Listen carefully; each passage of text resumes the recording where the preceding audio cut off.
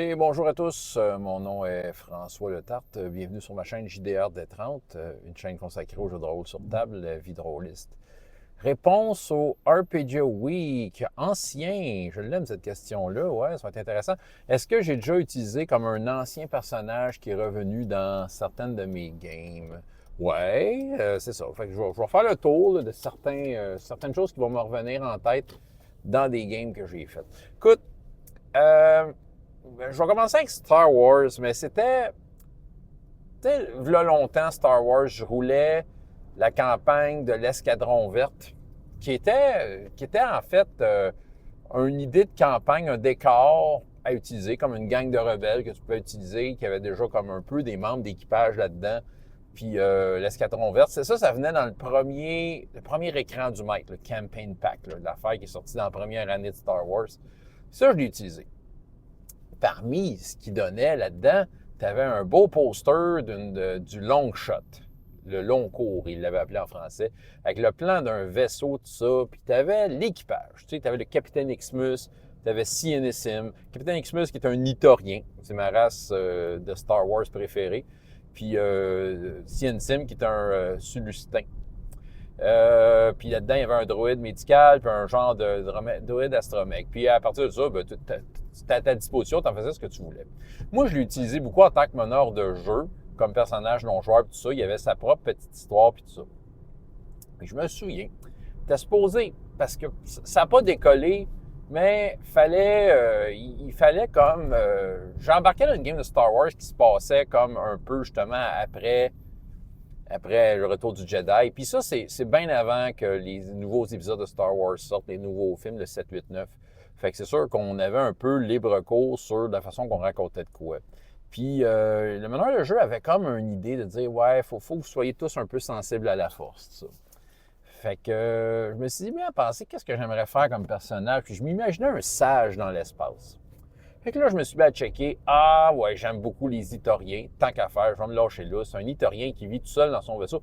Puis là, à force de brasser cette idée-là, je me suis dit, ben, pourquoi que ça serait pas le capitaine Xmus qui est parti comme justement, là, en pèlerinage dans l'espace. Ben, pas en pèlerinage, mais en méditation. Tu sais, il se trouvait un endroit. Fait que, dans le fond, les Itoriens aiment beaucoup la nature. Puis le concept, c'était qu'il était encore propriétaire du long cours. Puis, dans l'espace, il allait dans des coins, tu sais, comme laisser son vaisseau flotter. Puis, tout le système de survie du vaisseau était principalement basé sur des plantes qui étaient capables de vivre dans des vaisseaux spatials. Fait que, tu sais, ça consommait très, très peu d'énergie. Puis, il était comme... il méditait la force. Il n'y avait pas nécessairement de pouvoir, tout ça. Il a découvert qu'il l'avait. Fait que qu'est-ce qui est arrivé avec Cianissim? On n'a jamais vraiment expliqué ça. Puis peut-être qu'il a gardé le droïde astromech. On n'a pas assez joué longtemps pour voir quoi en faire. Puis une fois de temps en temps, comme un ermite, il débarquait sur une planète faire des commissions quand il manquait des affaires. Mais reste qu'il passait de longues semaines tout seul dans l'espace à vouloir communier avec la force. C'était ça le concept. Je l'aimais beaucoup.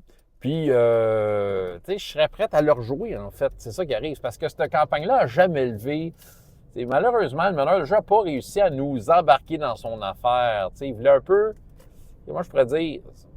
Moi, je vais le dire. Il voulait un peu nous railroader dans quelque chose qu'on aurait probablement plus embarqué si d'avance il aurait fait, comment je pourrais dire, il aurait été très, très honnête sur « on s'en va là ». Ça aurait pu être plus clair, parce que comme ça, là, il voulait nous faire découvrir son affaire, le big reveal.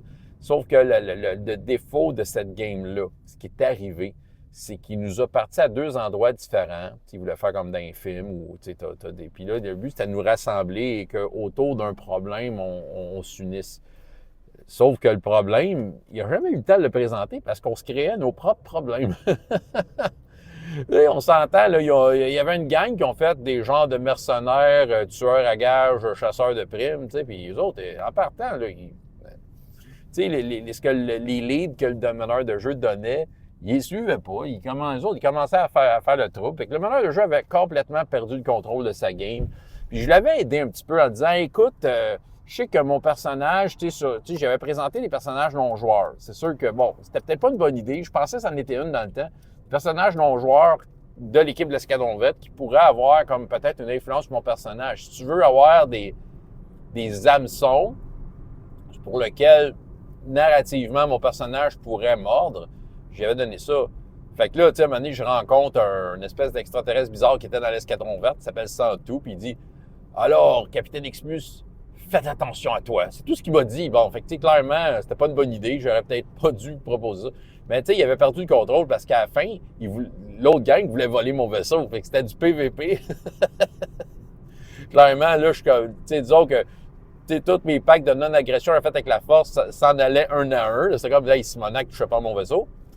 Puis là, c'est ça. Fait qu'à un moment donné, tu sais, même qu'à un moment donné, j'ai proposé, dit, garde, le temps que tu passes à ton affaire, qu'est-ce que tu dirais que je prenne pendant 2-3 semaines le lead sur l'aventure. Tu sais, j'avais comme repris un peu les mêmes personnages. Moi, mon but, c'était d'unir les personnages. Puis après ça, d'y remettre les personnages comme une équipe qui puisse faire son truc. Mais c'est ça. Je sais pas si... Dès là, je vous raconte ça, je m'éloigne du sujet de base. Là. Le sujet de base, c'était le Capitaine Xmus, mais là, c'est ça. Fait que là, j'étais en train de carrément vous faire l'étalage d'une série de mauvaises idées. Là. Ah, que voulez-vous? Ben, je voulais aider le meneur de jeu, puis ça a fini que finalement, j'ai l'impression que ça l'a peut-être découragé, je ne sais pas. Il n'a jamais été clair là-dessus. Mais je pense que déjà en partant, que l'équipe se tire dessus, puis que se sac de son aventure, mais en même temps, j'ai dit, c'est parce que, regarde, on ne sait pas quoi faire, là. Tu as l'air de vouloir qu'on fasse de quoi de précis, puis on y arrive. Bon, là, je suis allé dans un autre sujet, là. Mais j'en ai d'autres de même. Dans mon parascolaire, je l'utilise beaucoup. Évidemment, je fais du RPGS. Puis dans RPGS, ben écoute, les légendes s'écrivent au fil des différentes campagnes.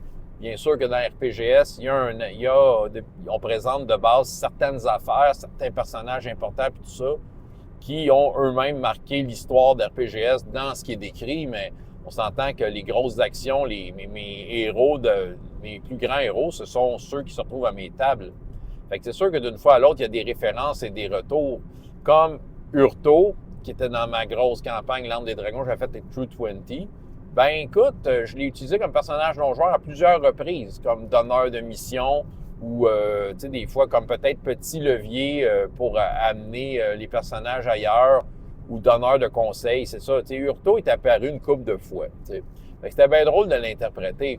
C'est sûr que les joueurs ne savent pas c'est qui Urto, mis à part ce que je leur ai raconté à propos d'Urto. Fait que quand même, ils me considéraient comme étant, OK, c'est un personnage important. Puis même que dernièrement, il est réapparu, mais en songe, mais c'est ça. Là, il va falloir que je rappe ça, parce qu'il y a un mystère entourant ça. Et puis, ils ont décidé de ne pas l'investiguer. Puis c'est bien correct, mais en même temps, moi, ça me permet de... Tu sais, il y a comme l'agenda de l'adversité par rapport à cette affaire-là qui arrive. Fait que c'est par rapport à Urto. Je me souviens d'une année aussi que il y avait, tu sais, le big deal là, par rapport au personnage, c'était ce que j'appelais le monde cosmique, qui était un espèce d'univers parallèle dans lequel dormait le dieu Dragon Noir, qui lui voulait se reposer et pour égayer ses rêves, il attirait les magiciens vers lui, leur promettant de la puissance infinie. Mais lui, dans le fond, ça le relaxait. Fait qu'à quelque part, il abusait des magiciens. Je me souviens que d'une année, il y avait un personnage qui jouait un magicien, puis que lui, il avait un peu goûté à ça, puis il voulait toucher à la puissance du Dragon Noir. Puis d'un côté, je disais, ouais, c'est un piège, mais en même temps, je disais, ouais, mais si tu touches au Dragon Noir, tu vas être le plus grand mage de tous les temps. C'était très troll, mon affaire, mais que voulez-vous, je suis de même. Puis là, à tout bout de champ, il essayait d'y retourner. OK. L'année a fini, le joueur est pas revenu. Je vais ouvrir une parenthèse de même. C'était pas un joueur le fun, c'était en partant. Je veux dire, il était me, myself and I, puis tu sais, il était source de problèmes. Tu sais, les plus gros problèmes que j'ai eu dans ce groupe-là cette année-là, c'était lui. Tu sais, il perpétrait le PVP, là, c'est ça. Puis c'est ça, il était très bully, puis il a fallu que je le redresse un peu. Puis tu sais, c'est un joueur de hockey dans la vie, là, puis c'est ça. Puis j'ai fait des parallèles avec le hockey en disant, écoute, là, tu sais, c'est comme, de la façon dont tu joues, là, c'est comme si quelqu'un dans ton équipe prenait la rondelle, allait, tu sais, faisait un move que toi, tu n'étais pas d'accord avec, mais c'est quand même un joueur de ton équipe, puis au lieu d'essayer de jouer quand même en fonction de l'affaire dont tu n'es pas d'accord, tu allais le rentrer dans la bande parce que non, je suis pas d'accord. Fait que, tu sais, ça, il avait compris à ce moment-là, peut-être aussi compris que le jeu de rôle et le jeu d'équipe basé sur la communication, c'était pas son affaire. En tout cas, peu importe, il n'est pas revenu.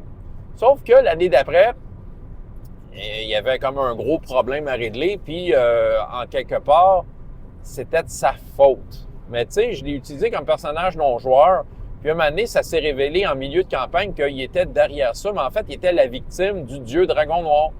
Puis il était comme un peu le bad guy de l'histoire. Fait que, tu sais, sachant que le joueur ne revenait pas, sachant aussi qu'il valsait beaucoup avec cette idée-là de l'avoir du dieu dragon noir, ben j'ai utilisé ça pour faire comme un point d'appui pour cette aventure-là.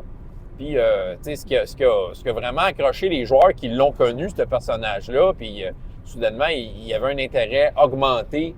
C'est ça, je me souviens plus du nom du personnage, là, mais c'est ça. Fait que, il s'appelait, ouais, c'est ça, je me souviens plus. Puis, c'est ça. Je le sais que le joueur en question, il a comme appris par la bande ce que j'ai fait avec son personnage. Ça a l'air qu'il était pas content. Mais en même temps, Sweet Revenge, il l'avait un peu mérité. Écoute, sérieux, des fois, t'as des joueurs un peu casse-pieds, là. Ça en était un, puis, tu sais, s'il veut s'expliquer un jour, ça me fait plaisir de faire voir mon point de vue. Mais en fait, c'était pas malicieux de son utilisation, c'était narrativement logique. Tu sais, exemple, s'il aurait été là, s'il aurait participé, OK, à cette campagne-là, probablement que son addiction au dieu dragon noir aurait tendu vers ce qui est arrivé finalement. Donc, à quelque part, c'est ça, c'est un levier narratif, pourquoi pas l'utiliser? Ben sinon, c'est sûr que peut-être plus directement, c'est ça qui est drôle. C'est en fait probablement, tu sais, ça c'est une des histoires les plus complexes que j'ai faites, puis je l'ai raconté à quelques reprises, mais l'an dernier, tout mon parascolaire, il y avait comme une ligne, il y avait comme un arc narratif qui reliait tous mes groupes en même temps, et à l'issue de l'un de l'autre, ils ne savaient pas. C'était une des joueuses que son personnage était en train de devenir une déesse, puis elle ne le savait pas au début, mais maintenant elle a catché. Comment c'est arrivé? C'est que ça, en fait, c'est un personnage qu'elle a fait il y a quelques années, qui est comme pseudo-mort en voulant sauver un arbre d'or, un artefact puissant appartenant à une elfe qui aurait voulu être déesse elle aussi. Puis pour sauver l'arbre d'or, elle s'est dit, je veux que magiquement je me fusionne à l'arbre d'or. Ça a été son dernier move de longtemps, ce qui fait qu'elle est comme devenue l'esprit d'une forêt. Puis l'an dernier, elle m'a dit, hey, j'aimerais ça refaire ce personnage-là. Fait que soudainement, moi, les engrenages sont mis à partir. Il s'est dit, ah ouais, OK. Fait que là, tu sais, dans le fond, j'ai remis en place un peu comment on pourrait dire, la séquence qui faisait qu'une elfe pouvait devenir la déesse du monde en coupant tous les autres dieux du monde. Puis en plantant les graines de tout ça, avec l'arbre d'or puis tout ça. Fait que tu sais, c'est un peu le principe d'un ancien personnage avec un ancien problème qui revient. Puis au départ, les différents groupes avaient leurs propres aventures, leurs différents problèmes, mais parallèlement à ça, il y avait le problème de l'arbre d'or qui s'en venait, et à la fin, c'est devenu comme de quoi de... C'était gros, là. Tu sais, la fille, avec son personnage, vu que c'était une déesse, elle faisait un sort dans le game, ça affectait toutes les autres tables. Puis tu sais, souvent, j'arrivais, OK, il y a un arrêt du temps, comment ça? Off! Mais il y avait des indices que je plantais. Fait qu'à un moment donné, ils ont compris qu'il y avait une déesse derrière ça, mais c'est souvent, tu sais, si elle a collé un arrêt du temps, toutes les tables de tous les jours que je renais, il y avait un arrêt du temps. Puis certains personnages, pour des raisons quelconques, n'étaient pas affectés. Fait que là, hey, le monde capotait, là. C'est ça, c'était vraiment épique. Mais c'est ça. Ça, c'était une utilisation d'un ancien personnage que j'ai vraiment, encore une fois, utilisé à mon avantage comme le gars addict au dragon noir, là. C'est ça qui arrive. Il y a moyen de reprendre des anciens personnages puis de les réutiliser là où ils sont. Puis, fait que ça, c'est des exemples relativement récents. J'ai rien d'autre qui me vient en tête là, mais c'est sûrement arrivé. Mais ça, c'est des exemples assez flagrants. Fait que c'est ça, c'est une grosse vidéo, mais c'est ça que j'avais à vous raconter. François Letarte, JDR des 30. Et jusqu'à la prochaine fois, ayez autant de plaisir dans la vie que dans les jeux. Au revoir!